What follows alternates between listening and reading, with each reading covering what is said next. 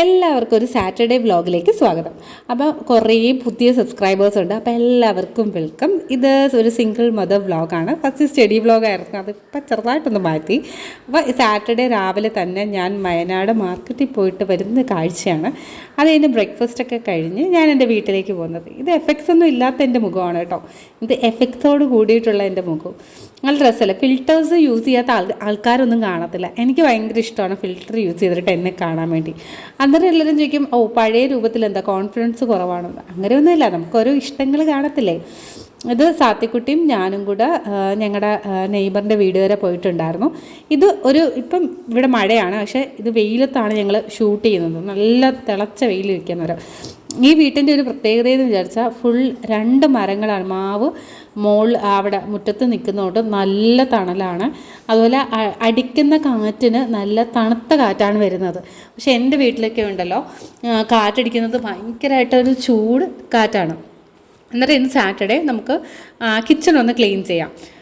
കുറേ ഇത് കണ്ടോ, ഞങ്ങളുടെ ജസ്റ്റ് ഒരു പണി ഇങ്ങനെ നടന്നുകൊണ്ടിരിക്കുകയായിരുന്നു. അപ്പുറത്തൊരു ഗ്രൗണ്ടാണ്, അവിടെ കുറേ പിള്ളേർ കളിക്കുന്നുണ്ട്. പക്ഷേ എന്താ പറയുക, അവരെ അങ്ങോട്ടും ഇങ്ങോട്ടും കണ്ടോ ഒരു പയ്യൻ മതിലൊക്കെ ചാടുന്നത്.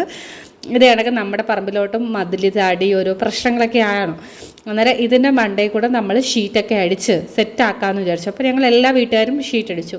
പിള്ളേരെ പല വീട്ടിൽ നിന്ന് വരുന്ന പിള്ളേരും ഈ പറഞ്ഞ കണക്ക് മദ്യപാനം ഉള്ളവരുണ്ടായിരിക്കും, മയക്കുമരുന്ന് ഉള്ളവരുണ്ടായിരിക്കും. അപ്പോൾ മോളും കൂടി ഉള്ളതുകൊണ്ട് എനിക്ക് ഒരു ഇൻസെക്യൂരിറ്റിയും പ്രശ്നങ്ങളും ഉണ്ട്.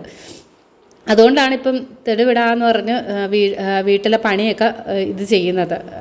ഇൻ്റർലോക്കിൻ്റെ ആണെങ്കിലും മതിലിൻ്റെ ആണെങ്കിലും സ്റ്റോറിൻ്റെ ആണെങ്കിലും എല്ലാം പണിയും ഈ ഒരു ഇഷ്യൂ ഉള്ളതുകൊണ്ട് വേണ്ടി മാത്രമാണ് ഞാൻ ഉടനെ ചെയ്തത്. അല്ലെങ്കിൽ ഇപ്പോൾ ഫിനാൻഷ്യൽ ക്രൈസിസ് ആയതുകൊണ്ട് ഞാൻ അങ്ങനെ ചെയ്യത്തില്ല. പിന്നെ ഫിനാൻഷ്യൽ ക്രൈസിസിനും അപ്പുറം നമ്മുടെ ഒരു സേഫ്റ്റി വളരെ ഇമ്പോർട്ടൻ്റ് ആണ്. പ്രത്യേകിച്ച് നമ്മൾ ഇങ്ങനെയൊക്കെ ഒറ്റയ്ക്കൊക്കെ ജീവിക്കാൻ നേരം നമ്മൾ സേഫ്റ്റി എൻഷുർ ആക്കിയിട്ട് വേണം നമ്മൾ ഇത് ചെയ്യാൻ. പിന്നെ 112 എന്ന് പറഞ്ഞത് നമ്മുടെ പോലീസിലുള്ള നമ്പറാണ്. അപ്പം നിങ്ങൾക്ക് എന്തെങ്കിലും ഒരു രാത്രി എന്തെങ്കിലും പ്രശ്നം ഉണ്ടെങ്കിൽ നെയ്ബറിനെ വിളിക്കുന്നതിനേക്കാളും പെട്ടെന്ന് പോലീസുകാരെ വിളിച്ചു കഴിഞ്ഞാൽ അവരിങ്ങെത്തും. അതിനൊരു സംശയം വേണ്ട. അപ്പോൾ ഇവിടെ രാത്രി അമ്മയൊക്കെ ഉണ്ട്, എങ്കിലും നമ്മൾ സൂക്ഷിക്കണമല്ലോ. അന്നേരം സാറ്റർഡേ ഞാൻ എൻ്റെ അടുക്കള എല്ലാം കൂടെ ഒന്ന് സെറ്റ് ചെയ്യാമെന്ന് വിചാരിച്ചു. ഞാൻ പറഞ്ഞത് ഷെൽഫൊന്നും ഇല്ലാത്തതുകൊണ്ട് എല്ലാ കാര്യങ്ങളും ഞാനിങ്ങനെ ഈ ഒരു സ്ലാബിൻ്റെ അടിയിൽ ഇങ്ങനെ വെച്ചേക്കുവാണ്. സംഭവം കാണാൻ ഭയങ്കര വൃത്തികേടാണ്, പക്ഷെ 40,000 രൂപ വേണം ഒരു ഷെൽഫ് അടുപ്പിക്കാൻ വേണ്ടി. ഞാൻ ചോദിച്ചപ്പോൾ അത്രയൊക്കെ ഉണ്ട് കേട്ടോ. ഇവിടുത്തെ റേറ്റാണ്. ഇനി പല സ്ഥലത്തും പല റേറ്റൊക്കെ ആയിരിക്കും. അതുകൊണ്ട് അതിപ്പം ഇതൊരു അത്യാവശ്യമല്ലല്ലോ, അത് നമുക്ക് ഓപ്ഷനല്ല. പക്ഷേ മതിലും ഗേറ്റും ഒക്കെ എന്ന് വിചാരിച്ചാൽ അതൊരു അത്യാവശ്യ കാര്യം ആയതുകൊണ്ടാണ് ഞാൻ ചെയ്യിപ്പിച്ചത്. അന്നേരം എല്ലാ കാര്യങ്ങളും ഒന്ന് പറക്കി ഒതുക്കി അവിടെയൊക്കെ ഒന്ന് തൂത്ത് വൃത്തിയാക്കി ഇടുക. പ്രത്യേകിച്ച് നമ്മളുണ്ടല്ലോ, മിക്കവാറും എനിക്ക് തോന്നിയിട്ടുള്ളത് ഓണം, ക്രിസ്മസ്, ഉത്സവങ്ങൾ, വീട്ടിലെ ഫങ്ഷൻ ഇതൊക്കെ വരുമ്പോഴാണ് നമ്മൾ വീട്ടിൽ ഒരു ഡീപ്പ് ക്ലീനിങ് ഒക്കെ ചെയ്യുന്നത്. ഞാൻ ഭയങ്കര ഡീപ്പ് ക്ലീനിങ്ങിൻ്റെ ഉസ്താദൊന്നും അല്ല കേട്ടോ. സാറ്റർഡേ സൺഡേ എനിക്ക് സമയം കിട്ടുമ്പം ഞാൻ കൂടുതൽ പർച്ചേസിങ് പരിപാടി, ഈ സ്കൂൾ ഓപ്പണിങ്ങൊക്കെ ആയിട്ട് ഫുൾ ടൈം പർച്ചേസിങ് ആയിരുന്നു കേട്ടോ. ഓരോ കാര്യങ്ങൾ നമ്മൾ തിരിച്ചു വരുമ്പോഴാണ് ഓർക്കുന്നത്, അയ്യോ അത് മേടിച്ചില്ലല്ലോ എന്ന്. പിന്നെ ഞാൻ കറക്റ്റ് 1 വർഷത്തെ എല്ലാ സ്റ്റേഷനറി സാധനങ്ങളും ഞാൻ സ്കൂൾ ആക്സസറീസൊക്കെ നേരത്തെ മേടിച്ച് വെക്കും.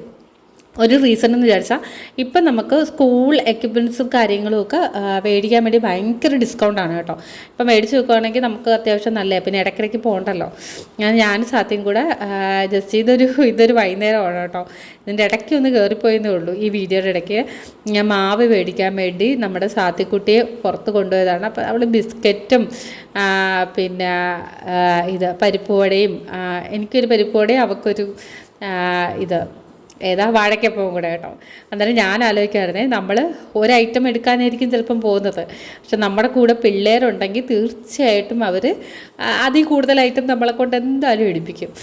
ഞാൻ വിചാരിച്ച് ഞാനല്ലേ ഉള്ളൂ അവൾക്ക് ഇതൊക്കെ മേടിച്ചു കൊടുക്കാൻ. അവൾക്ക് അവളുടെ ഇഷ്ടവും ഇതൊക്കെ എന്നോടല്ലേ പറയാൻ പറ്റത്തുള്ളൂ. അന്നെന്താണ്ട് ഇതാണ് എൻ്റെ പരിപ്പ് വട.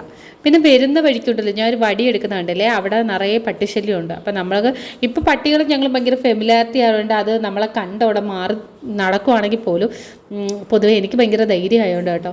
ഞാനിങ്ങനെ ഇത് ചെയ്യുന്നത്. നമ്മുടെ സാത്തിക്കുട്ടിക്ക് അന്നൊരാഗ്രഹം പായസം കുടിക്കണമെന്ന്. ഇതെൻ്റെ ജീവിതത്തിൽ ആദ്യമായിട്ട് വെക്കുന്ന പായസം കേട്ടോ, അതും കൂടെ ഞാൻ പറയാം. പാൽപ്പായസമാണ് വെക്കുന്നത്. അന്നേരം ജസ്റ്റ് പാലും ആ പായസത്തിൻ്റെ സാധനങ്ങളും മാത്രമേ ഉള്ളൂ കേട്ടോ. അണ്ടിപ്പരിപ്പും കിസ്മിസും ഒന്നും ഇട്ടിട്ടില്ലായിരുന്നു. പെട്ടെന്ന് ഉണ്ടാക്കണമെന്ന് തീരുമാനിച്ച് അങ്ങ് ഉണ്ടാക്കുമായിരുന്നു. പിറ്റേ ദിവസവും ഉണ്ടായിരുന്നു. ഇത് നമ്മുടെ അമ്പലപ്പുഴയിലല്ലോ ഗണപതി കോവിലിൽ പിന്നെ ഉണ്ണിയപ്പമാണ്. ഇവിടെ ഭയങ്കര ഫേമസ് ആട്ടോ കൊട്ടാരക്കര ഗണപതി ക്ഷേത്രത്തിലെ ഉണ്ണിയപ്പം നല്ല ഫേമസ് ആണ്. അപ്പോൾ അതും ഇതും കൂടെ എടുത്ത് ഞങ്ങൾ വൈകുന്നേരം കഴിച്ച്. ഇതിനൊക്കെ കുറച്ച് നേരം പിടിക്കത്തുള്ളൂ കേട്ടോ, ഈ പായസമൊക്കെ ഒന്ന് ഉണ്ടാക്കാൻ വേണ്ടി. ഞാൻ ഇത് ഒരു ആൻറ്റി എനിക്ക് പറഞ്ഞു തന്നെയാണ് പെട്ടെന്ന് ഈസി ആയിട്ട് നമുക്കൊന്ന് പായസം ഉണ്ടാക്കുന്ന രീതി. ഈ പിള്ളേർക്കൊക്കെ കൊടുക്കാൻ നേരം എല്ലാം ഉടായ്പ പായസമാണല്ലോ. എനിക്കാണെങ്കിൽ ഉടായ്പ പായസം, സാമ്പാർ, തോരൻ ഇതിലൊക്കെയാണ് ഞാൻ സ്പെഷ്യലൈസ് ചെയ്തേക്കുന്നത്. നേരെ ചെറിയ ഉണ്ടാക്കി ഒരുപാട് സമയം സ്പെൻഡ് ഞാൻ ചെയ്യാറേ ഇല്ല കേട്ടോ, ഭയങ്കര മടിയാണ്. ഇനി സാത്തിക്കുട്ടിയാണ് ഈ പായൊക്കെ സെറ്റ് ചെയ്ത് പായസമൊക്കെ 2 പാത്രത്തിനകത്ത് ഞാൻ ആക്കി കൊടുത്ത് അവൾ ജസ്റ്റ് അത് അവിടെ കൊണ്ട് വെച്ചിട്ട് അതാണ്ട് ഈ ഒരു ചെറിയൊരു പാത്രമില്ലേ ആ പാത്രത്തിനകത്ത് ഉണ്ണിയപ്പം സെറ്റ് ചെയ്ത് വെച്ചു. പിന്നെ കുടിക്കുന്ന വെള്ളവും കൂടെ എടുത്ത് വെക്കും. ഞങ്ങൾ എല്ലാ കാര്യങ്ങളും അങ്ങനെ കേട്ടോ. ശരിക്കും പറഞ്ഞാൽ ഈ കുഴിമന്തിയും അതും ഇതൊക്കെ മേടിക്കത്തില്ലേ, സ്പെഷ്യലായിട്ടുള്ള എന്ത് ഐറ്റംസ് മേടിച്ചാലും അവൾ പ്ലേറ്റ് കഴുകി അത് സെർവ് ചെയ്ത് ഫ്രണ്ടിൽ എന്നെയും കൂടെ ഇങ്ങനെ ഇൻവൈറ്റ് ചെയ്യും. അത് ഞങ്ങളുടെ വീട്ടിലൊരു രീതിയാണ്. പിറ്റേ ദിവസം രാവിലെ എൻ്റെ ഫസ്റ്റ് ജോലി എന്ന് വിചാരിച്ചാൽ ഇത് ക്ലീൻ ചെയ്യുക. നമ്മൾ പാത്രം കഴുകി വെക്കുന്ന ആ ഒരു ബാസ്ക്കറ്റ്, ഇതിൻ്റെ സ്റ്റീൽ ആൾക്കാർ മേടിക്കാറുണ്ട്. പക്ഷെ നന്നായിട്ട് നമ്മൾ പിന്നെ വെള്ളമൊക്കെ കളഞ്ഞില്ലെങ്കിൽ സ്റ്റീലിനാണെങ്കിലും തുരുമ്പ് പിടിക്കും. അന്നേരം എൻ്റെ ഫസ്റ്റ് ദൗത്യം എന്ന് വിചാരിച്ചാൽ ഇത് ക്ലീൻ ചെയ്യുക. അല്ലെങ്കിൽ ചെറിയ പായൽ കണക്ക് വരും. ഈ 2 ആഴ്ച എങ്കിലും കൂടുമ്പോൾ നമ്മളതൊന്ന് ക്ലീൻ ചെയ്ത് വെച്ചിട്ട് വേണം നമ്മൾ ബാക്കിയുള്ള പരിപാടിയെല്ലാം നോക്കാൻ വേണ്ടി. ഈ ഒരു ഐസ് എന്താണെന്ന് വിചാരിച്ചാൽ ഇത് ഞാൻ ചൂടുകാലത്തെടുത്ത വീഡിയോ ആണ് കേട്ടോ. ഞാനിതെടുത്ത് പാത്രം കഴുകുന്നതിൻ്റെ അടിയിൽ ഇങ്ങനെ വെച്ചേക്കും. എന്നിട്ട് അതിൻ്റെ സൈഡിലായിട്ടായിരിക്കും ഞാൻ നിൽക്കുന്നത്. അപ്പോൾ ഒരു AC കൂളിംഗ് ഫീൽ. ഇന്നത്തെ ബ്രേക്ക്ഫാസ്റ്റ് എന്ന് വിചാരിച്ചാൽ സാത്തിക്ക് കുറച്ച് പുട്ട് ചൂടാക്കണം. അതിന് ഇടിയപ്പത്തട്ട് എടുത്ത് വെച്ച് ഇടിയപ്പത്തട്ടിനകത്ത് കുറച്ച് ഒരു ഓയിൽ വെച്ചൊന്ന് തേക്കും. അല്ലെങ്കിൽ പുട്ടൊക്കെ ഇങ്ങനെ ഒട്ടിപ്പിടിക്കാനുള്ള സാധ്യതയുണ്ട്. എൻ്റെ അലൂമിനിയത്തിൻ്റെ ഇതാണ് കേട്ടോ, ഇഡലി പാത്രമാണ്. ഇതിനകത്ത് പുട്ട് ചൂടാക്കിയാൽ നല്ല സോഫ്റ്റ് ആയിട്ടിരിക്കും എന്ന് എൻ്റെ അടുത്ത് ആരോ പറഞ്ഞു തന്നു. അപ്പോൾ എനിക്ക് ഈസി ആയിട്ട് തോന്നിയത് ഈ ഒരു ഇടിയപ്പത്തട്ടിൽ ഇങ്ങനെ വെക്കാൻ നേരം അവൾ ഒരുപാട് ക്വാണ്ടിറ്റി ഒന്നും കഴിക്കത്തില്ല. അപ്പോൾ അവൾക്ക് വേണ്ടി അമ്മ തലേ ദിവസം കുറച്ച് ഒരു കുറ്റി പുട്ടും ഒരു കുറ്റിയൊന്നും ഇല്ല കേട്ടോ, കുഞ്ഞ പുട്ട് ഉണ്ടാക്കിക്കൊണ്ട് വന്ന് അന്നേരം അത് ജസ്റ്റ് രാവിലെ ഒന്ന് ചൂടാക്കി കൊടുക്കുക. പുട്ടിൻ്റെ കൂടെ അങ്ങനെ പ്രത്യേകിച്ച് കറിയൊന്നും ഇല്ല കേട്ടോ, പഞ്ചസാര മാത്രമേ ഉള്ളൂ. എനിക്ക് ഓട്സാണ്. ഓട്സ് എങ്ങനെയാണ് ഉണ്ടാക്കണമെന്ന് വിചാരിച്ചാൽ വെള്ളത്തിനകത്ത് ഞാൻ തിളപ്പിക്കുന്ന മുമ്പേ വെള്ളത്തിനകത്ത് ഒരു ടീസ്പൂൺ പിന്നെ ഷുഗറും കുറച്ച് ഒരു 2 നുള്ള് സോൾട്ടും കൂടെ മിക്സ് ചെയ്തിട്ട് വെള്ളം തിളച്ച് വരുമ്പം ഓട്സ് അതിനകത്ത് ആഡ് ചെയ്യും. എനിക്ക് ഓവർനൈറ്റ് ഓട്സ് ഒന്നും എനിക്ക് തീരെ താല്പര്യമില്ലാത്ത സംഭവമാണ് കേട്ടോ. എനിക്ക് നല്ല ചൂടോട് തന്നെ ആ ഓട്സ് നല്ല കുറുങ്ങി നല്ല സൂപ്പറായിട്ടിരിക്കും കേട്ടോ. ആ ഓട്സ് കുടിക്കാനാണ് എനിക്ക് ഏറ്റവും ഇഷ്ടം. ഇപ്പോൾ ഒരു ട്രെൻഡിങ് ആണല്ലോ ഓവർനൈറ്റ്. എനിക്കാണെങ്കിൽ ആ പഴയ ഒരു തണുപ്പ് പിടിച്ചത് എനിക്ക് തീരെ താല്പര്യമില്ല. ഇനി അടുത്ത നമുക്ക് കക്കയാണ് ഇന്ന് മാർക്കറ്റിൽ പോയപ്പം കിട്ടിയത്. അപ്പോൾ കക്കത്തോരൻ വെക്കാം. കക്കാത്തോരൻ വെക്കുന്നത് നമ്മൾ സാധാരണ തോരൻ വെക്കുന്ന കണക്ക് തന്നെയാണ് കക്കാത്തോരൻ വെക്കുന്നത്. അപ്പോൾ അതിനുള്ള ഇതെന്ന് വെച്ചാൽ മുളക് പൊടി, മഞ്ഞൾ, മല്ലിപ്പൊടി, പിന്നെ കുറച്ച് ഉലുവ, ഉള്ളി, പച്ചമുളക് ഇടുന്നവർക്ക് പച്ചമുളക് ഇടാം. ഞാൻ ഇവിടെ ഇടാറില്ല. ഇവർക്ക് എന്ന് പറഞ്ഞ് പിന്നെ ബാക്കിയും കൂടെ കൂട്ടത്തില്ല. അതിന് പകരം ഇഞ്ചിയും അതുപോലെ വെളുത്തുള്ളി നന്നായിട്ട് ചതച്ചിടണം കേട്ടോ. പിന്നെ ഈ കക്ക, കണവ, കൊഞ്ച് അതിനകത്തൊക്കെ ഗ്യാസ് കൂടുതലാണെന്ന് പറയാം. അപ്പോൾ അതിനകത്ത് നല്ലോണം വെളുത്തുള്ളി, ഇഞ്ചിയൊക്കെ ഇട്ടാലേ ആ ഒരു ഗ്യാസൊക്കെ ഒന്നും ഫോം ചെയ്യാതിരിക്കത്തുള്ളൂ. ഇതൊക്കെ ഇട്ട് നന്നായിട്ട് മിക്സിക്കകത്ത് ഒന്ന് അരച്ചെടുക്കുക. ഞാൻ ഫസ്റ്റ് എൻ്റെ ജോലി എന്തെങ്കിലും കറി വെക്കണമെങ്കിൽ ആദ്യമേ ചെയ്യുന്നത് ഈ അരയ്ക്കാനുള്ള സാധനങ്ങൾ സെറ്റ് ചെയ്യുക. കാരണം എന്ന് വെച്ചാൽ എപ്പോഴാണ് കറണ്ട് പോകണമെന്ന് അറിയത്തില്ല. എങ്കിൽ നമ്മളെല്ലാം സെറ്റ് ചെയ്ത് വെച്ചിട്ട് ലാസ്റ്റ് മീനും വെട്ടിയിട്ട് മിക്സി ഓൺ ചെയ്യാൻ നേരം കറണ്ട് ഇല്ലെങ്കിൽ പണി പാളി. അങ്ങനെ ചില സംഭവങ്ങൾ ഉണ്ടായിട്ടുണ്ടോണ്ട് ഞാൻ ഫസ്റ്റ് അരയ്ക്കാനുള്ളതെല്ലാം സെറ്റ് ചെയ്ത് വെക്കും. അപ്പോൾ കറണ്ട് ഇല്ലെങ്കിൽ ഇത് പിന്നെ മീൻ നമുക്ക് വറക്കുമോ എടുക്കുമോ എന്തോന്ന് വിചാരിച്ചാൽ ചെയ്യാമല്ലോ. ഇത് നല്ല എൻ്റെ കയ്യിൽ പ്ലാസ്റ്റിക് അരിക്കുന്ന സാധനമുണ്ട് കേട്ടോ. ഇങ്ങനെ അരിച്ച് തന്നെ ഈ കക്കയൊക്കെ നന്നായിട്ട് കഴുകണം. കാരണം അതിനകത്ത് ഒരുപാട് മണ്ണൊക്കെ വരും. എത്ര നമ്മൾ അരിച്ച് കഴുകിയാലും നമ്മൾ പാത്രത്തിനകത്ത് ഇട്ട് അരിച്ചാലും ആ മണ്ണിൻ്റെ ഒരു ചുവ വരും. ഏറ്റവും നല്ലത് ഇതേ കണക്കത്തുള്ള അരിപ്പാട്. ഇത് എനിക്ക് പ്ലാസ്റ്റിക് അരിപ്പയ്ക്ക് 40 രൂപയുള്ളൂ. അതുപോലെ എൻ്റെ അടുത്ത് സ്റ്റീലും ഉണ്ട്, അലുമിനിയം ഉണ്ട് അരിപ്പാട്. അപ്പോൾ അതിൽ ഏതെങ്കിലും ഒന്ന് യൂസ് ചെയ്ത് നമ്മൾ ഇത് ചെയ്യുക. പിന്നെ നോൺ വെജ് ഒക്കെ അരിക്കാൻ വേണ്ടി ഒരു പ്ലാസ്റ്റിക് അരിപ്പ വെക്കുന്നതാണ് ഏറ്റവും നല്ലത്. എന്നിട്ട് ചെറിയൊരു കുക്കറിനകത്ത് ഇട്ടിട്ടുണ്ട്. അതിനകത്ത് മഞ്ഞൾ, കുരുമുളക് പൊടി, ഉപ്പ് എല്ലാം കൂടി ഇട്ടിട്ട് ഒരു വിസിൽ കക്കയ്ക്ക് വരുത്താം. ഇത് ഞാൻ ധന്യന്ന് മേടിച്ച ഒരു പ്രസ്സിംഗ് ബോട്ടിലാണ്. ഇതാണ് ഞാൻ പാത്രം കഴുകാൻ വേണ്ടി യൂസ് ചെയ്യുന്നത്. കാരണം എന്ന് വെച്ചാൽ മിക്കയിടത്തും കണ്ടിട്ടുള്ള കാര്യമെന്ന് വിചാരിച്ചാൽ ഈ ഈ നമ്മൾ പാത്രം കഴുകാൻ നേരം മുക്കിയാണ് ഇത് കഴുകുന്നത്. ഞാനിവിടെ പ്രസ് ചെയ്യുന്ന ഒരു ടൈപ്പ് മേടിച്ചിട്ടുണ്ടായിരുന്നു. അവിടെ ഇരിക്കുന്നുണ്ട് പാത്രം കഴുകുന്ന സാധനം. പക്ഷേ ഉണ്ടല്ലോ അതിൻ്റെ പ്രസ്സിങ് ഒന്നും ഒരു സുഖമില്ല. അതിനകത്ത് എനിക്കറിയത്തില്ല, അതിനകത്ത് ലിക്വിഡ് വരുന്നതും ഇല്ല, ഒന്നുമില്ല. അന്നേരം ഞാൻ ഇന്ന് ഐസ് വാട്ടറിലാണ് ഞാൻ പാത്രം കഴുകുന്നത് കേട്ടോ. അത്രയ്ക്ക് ചൂടെന്ന് വിചാരിച്ചാൽ ഭയങ്കര ചൂടാണ്. ഇത് ഡബ് ചെയ്യുന്ന സമയത്ത് ഇവിടെ പെരുമഴയായിരുന്നു. ഇപ്പോൾ 2-3 ദിവസം കൊണ്ട് മഴയുണ്ട്. ഞാൻ ഈ വീഡിയോ എടുത്ത സമയത്തൊക്കെ നല്ല ചൂടായിരുന്നു ഇവിടെ. അന്നേരം ഐസ് വാട്ടറിൽ അങ്ങോട്ട് വെച്ചിട്ടാണ് ഞാൻ പാത്രങ്ങളൊക്കെ കഴുകുമ്പോൾ ഉണ്ടല്ലോ ഒരു സുഖമാണ്. അങ്ങനെയാണ് ശരിക്കും പറഞ്ഞാൽ ഞാൻ സമ്മർ സീസണിൽ ഇങ്ങനെ അതിജീവിച്ചത്. ഒന്നാമത് നമുക്കിപ്പം ആ ഒരു പുതിയ വീടാന്ന് പറഞ്ഞിട്ട് കാര്യമൊന്നുമില്ല. നമ്മൾ മുകളിൽ ഷീറ്റൊക്കെ ഇറക്കിയെന്ന് പറഞ്ഞിട്ട് കാര്യമില്ല, ഭയങ്കര ചൂടാണ്. ഇനി കക്ക വെക്കുന്നത് എങ്ങനെയാണെന്ന് വെച്ചാൽ ഞാൻ ജസ്റ്റ് കടുക് പൊട്ടിച്ചിട്ട് കക്ക വേവിച്ച് ഇരിക്കുവാണല്ലോ, ആ കക്ക ഇടുക, അരപ്പിടുക, ഒന്ന് ചിക്കി തോർത്തി എടുക്കുക. ജസ്റ്റ് അടച്ച് വെച്ചിട്ട് അതൊന്ന് സെറ്റാവാൻ ഒരു 10-20 മിനിറ്റ്, 10-15 മിനിറ്റ് ഒന്നും വേണ്ട. എന്നുവെച്ചാൽ വെന്തിരിക്കുകയല്ലേ. ഇത് ഫിൽറ്ററൊന്നും ഇല്ലാതെ കേട്ടോ ആ കക്കയുടെ ഒരു ഇത് കാണുന്നത്. നല്ല ക്രിസ്പി കണക്ക് ആവുന്നെങ്കിൽ അങ്ങനെയൊക്കെ. ഏറ്റവും നല്ലത് നല്ല ചീനച്ചട്ടിയൊക്കെ ഉണ്ടെങ്കിലുണ്ടല്ലോ അതിനകത്തിട്ട് വറുക്കുകയാണെങ്കിൽ നല്ല കള്ളിച്ചാപ്പിലെ എന്താ പറയുക തോരൻ കണക്കിരിക്കത്തില്ലേ, നല്ല കുരുമുളകും കൂടെ ഇട്ട് ആ ഒരു ടേസ്റ്റ് കിട്ടും. അങ്ങനെ പല ടേസ്റ്റിലുണ്ടാക്കാം. പക്ഷേ ഇവിടെ ആ ടേസ്റ്റിലുണ്ടാക്കി കഴിഞ്ഞാൽ സാത്തയും കഴിക്കത്തില്ല, ഞാനും കഴിക്കത്തില്ല. എനിക്ക് എരി അത്ര അങ്ങോട്ട് ഇഷ്ടമല്ല. എങ്കിൽ പിന്നെ ആവശ്യത്തിന് എരിയൊക്കെ വേണം, സാത്തയ്ക്ക് അതുപോലും വേണ്ട. ഞാനിപ്പോൾ ശരിക്കും പറഞ്ഞാൽ ഡ്രസ്സിങ്ങിൽ വരെ വലിയ സ്ലീവ്ലെസ്സും കാര്യങ്ങളും കേട്ടോ. എന്നിട്ട് കോട്ടൺ ഡ്രസ്സാണോ ഇത് ചെയ്തത്. എൻ്റെ കയ്യിൽ ഏറ്റവും കൂടുതലിരുന്ന മറ്റേ പോളിസ്റ്റർ മെറ്റീരിയലായിരുന്നു. ഇപ്പോൾ അതൊന്നും ഇടാനേ പറ്റുന്നില്ല. അടുത്ത എൻ്റെ പരിപാടി എന്ന് വെച്ചാൽ സ്ക്രബ്ബറും ആ പാത്രം കഴുകുന്ന സ്പോഞ്ചും മാറ്റുക എന്നുള്ളതാണ്. ഞാനത് ഇങ്ങനെ നമുക്കിങ്ങനെ അഴുക്കായി വരത്തില്ലേ, ചില വീട്ടിലൊക്കെ കാണണം. അത് യൂസ് ചെയ്യുന്നതെന്ന് വിചാരിച്ചാൽ അങ്ങ് കറായിട്ടും അതിട്ടങ്ങ് പാത്രം കഴുകുന്നതാണ്. അത് ശരിക്കും പറഞ്ഞാൽ അത് ഭയങ്കര വൃത്തികെട്ട ഒരു ഏർപ്പാടാണ്. നമുക്കതൊന്ന് ചെറുതായിട്ടൊന്ന് ഇതായി വരുമ്പം തന്നെ മാറ്റുന്ന കേട്ടോ നല്ലത്. നമ്മൾ ബാക്കി എന്തൊക്കെ കാര്യങ്ങൾ ശ്രദ്ധിച്ചാലും ഇങ്ങനത്തെ കാര്യങ്ങളിൽ ശ്രദ്ധ വേണം, നമ്മളത് ചെയ്യണം. അതിനൊരു പിശുക്ക് കാണിക്കുന്നതിൽ എനിക്ക് യോജിപ്പില്ല. ഇപ്പം എൻ്റെ അടുക്കള ജോലിയെല്ലാം കഴിഞ്ഞിട്ട് ഞങ്ങളുടെ വീടിനപ്പുറത്തൊരു ബർത്ത്ഡേ ഫംഗ്ഷൻ ഉണ്ടായിരുന്നു. ബർത്ത്ഡേ ഫംഗ്ഷന് പോകാൻ വേണ്ടി സാത്തിക്കുട്ടി ഒരുക്കുവാണ് കേട്ടോ. ശരിക്കും പറഞ്ഞാൽ പെൺകുട്ടികളുടെ അമ്മമാരാണെങ്കിൽ ഞാൻ എപ്പോഴും സാത്തിയെടുത്ത് പറയും, നിനക്കൊരു ആങ്കൊച്ചായിരുന്നെങ്കിൽ മുടിയും ചിപ്പി അവൻ നിക്കറ് ഉടുപ്പ് ഇട്ടോളും, നമുക്ക് പോവുകയും ചെയ്യാമെന്ന്. പെൺകൊച്ചാകുമ്പോൾ ഇങ്ങനെ കിടന്ന് ഒരുക്കണമല്ലോ എന്ന് പറയും.